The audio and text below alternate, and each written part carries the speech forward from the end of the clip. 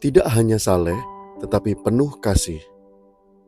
Justru karena itu kamu harus dengan sungguh-sungguh berusaha untuk menambahkan kepada imanmu kebajikan, dan kepada kebajikan pengetahuan, dan kepada pengetahuan penguasaan diri, kepada penguasaan diri ketekunan, dan kepada ketekunan kesalehan, dan kepada kesalehan kasih akan saudara-saudara, dan kepada kasih akan saudara-saudara, kasih akan semua orang.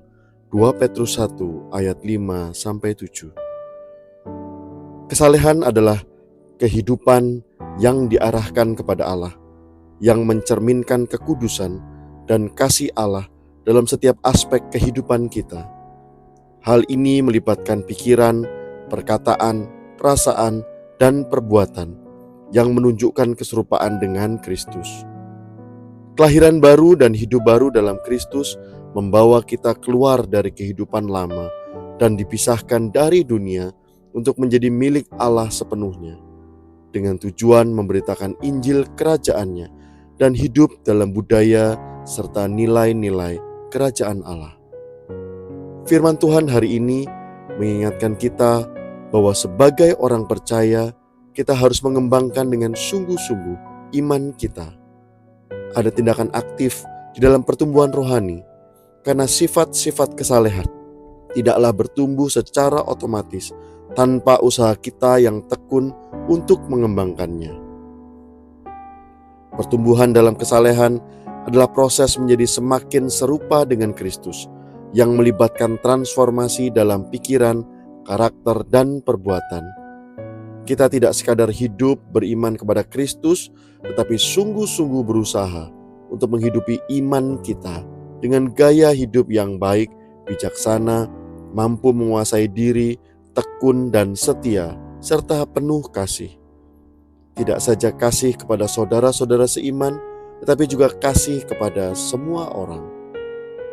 Pada akhirnya, jika kita semua semakin bertumbuh dalam hal-hal tersebut, maka kita akan terbukti sebagai orang yang benar-benar mengenal Tuhan kita, Yesus Kristus. Karena iman kita kepada Kristus Yesus akan terlihat nyata jika disertai perbuatan baik. Pribadi Kristus sebagai ekspresi kasih Allah benar-benar nyata di dalam kehidupan kita. Karena kasih adalah hakikat Allah paling dalam. Dia tidak saja memiliki kasih, tetapi dialah kasih itu. Semua orang akan tahu bahwa kita adalah murid-murid Kristus, yaitu jikalau kita saling mengasihi sama seperti Dia telah mengasihi kita. Jika tidak ada kasih, maka kesalehan dan iman kita akan seperti kesalehan imam dan orang Lewi yang hanya lewat dari seberang jalan ketika melihat seseorang yang dirampok ketika berjalan dari Yerusalem ke Yeriko. Lukas 10 ayat 30 hingga 37. Imam dan orang Lewi sebagai simbol kesalehan yang seharusnya menjadi harapan bagi orang itu, tetapi justru statue atau setelan cuek, tidak peduli dan tidak berbuat apa-apa.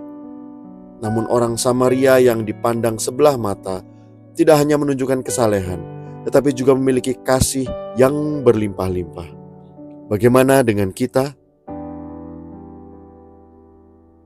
Tanpa kasih, kesalehan dan iman kita sama seperti gong yang berkumandang dan canang yang gemerincing, yaitu kebisingan tanpa makna.